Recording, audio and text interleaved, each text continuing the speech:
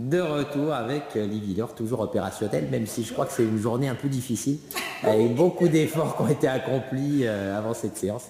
Donc voilà, dans la douleur, mais nous allons y arriver. Donc déjà, je vous félicite toutes pour l'investissement qui a été le vôtre sur les 2 premières séances et les 3 premières semaines. Aujourd'hui, on va passer à un timing un peu différent.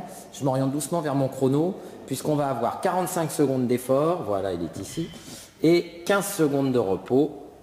Donc 5 secondes d'effort en plus, 5 secondes de repos en moins, 4 fois comme d'habitude. Donc vous vous échauffez comme sur la première séance. Et puis le retour au calme, pareil, sera de même nature. On va commencer par un premier exercice. Je vais mettre en route le chrono avec ma main libre. C'est parti, on commence par overhead squat, qui est une flexion de jambe avec les bras tendus au-dessus. C'est assez subtil techniquement, parce qu'il faut avoir le dos fixé, bien placé. Le squat, c'est comme un squat que vous avez déjà fait, un squat ordinaire, avec un écart entre les talons, largeur des épaules, les hanches bien ouvertes, les genoux orientés dans la direction des pointes de pied, les talons en appui, et surtout ce dos fixé avec la barre qui est dans le prolongement des oreilles.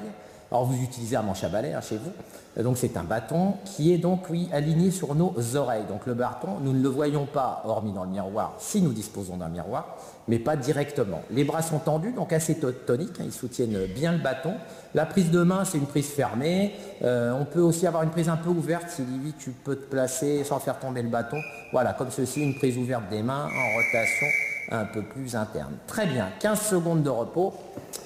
Et tu reposes délicatement le bâton, c'est merveilleux. Vite, rapidement, tu te mets en position, parce que 15 secondes, ça va pas être très long. Non, d'abord, on va faire abduction, flexion. On part, bras tendus sur les côtés, abduction, et puis flexion au centre, et puis à nouveau, bras tendus sur les côtés, flexion, c'est parfait. Et on alterne. Très bien, on est un écart entre les pieds, pardon, qui est bien conforme, correspondant à la largeur du bassin. Parfait, encore. Très bien, une bonne ouverture, les bras bien parallèles au sol, excellent. Avec une respiration régulière, les genoux dans l'orientation des pointes de pied, et on active les 4 segments, ce qui va générer une dépense énergétique importante.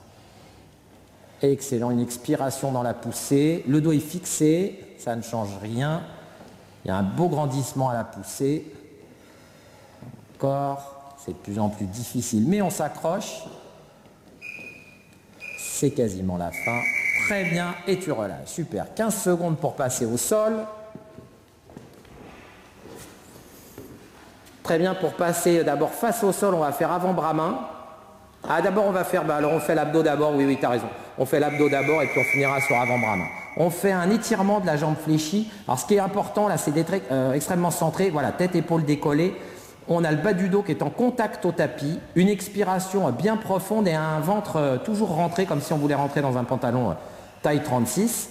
Et puis le plancher pelvien qui est toujours très engagé. On resserre les sphincters d'abord comme si on souhaitait aller aux toilettes.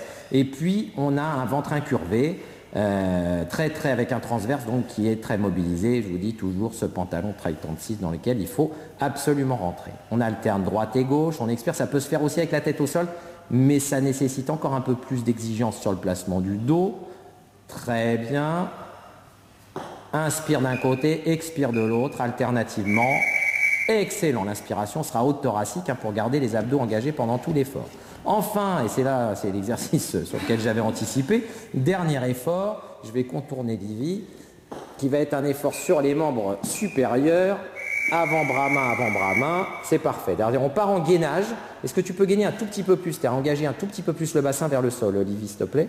Voilà, très bien, ce qui sera plus difficile, plus vous aurez le nombril proche du sol, bien entendu, plus l'exigence sera grande, parce que plus vous déporterez le poids de corps sur les bras. Ensuite, vous placez avant-bras-main. Maintenant, tu vas changer de côté, on doit être, c'est-à-dire tu changes de bras d'appel, tu commences avec le bras gauche, par exemple, voilà, vous changez de bras au milieu de parcours. Très bien, c'est un effort engageant parce que le triceps est sollicité, mais il y a un effort de gainage, bien entendu. Si les fesses sont très hautes, l'effort sera nettement moindre. Très bien. Excellent, on reste forte au milieu. L'enjeu, c'est d'abord d'être gainé, c'est d'abord au milieu d'avoir une parfaite rigidité. Excellent. L'enchaînement, facile, Livy, je présume. L'enchaînement, si elle ne répond pas, c'est pas bon signe. L'enchaînement donc est le suivant. Vous allez le réitérer. Là, vous avez 1 minute de repos. Vous allez le réitérer donc 3 fois. Donc 3 fois, 4 fois en tout, pardon, ce 4-4.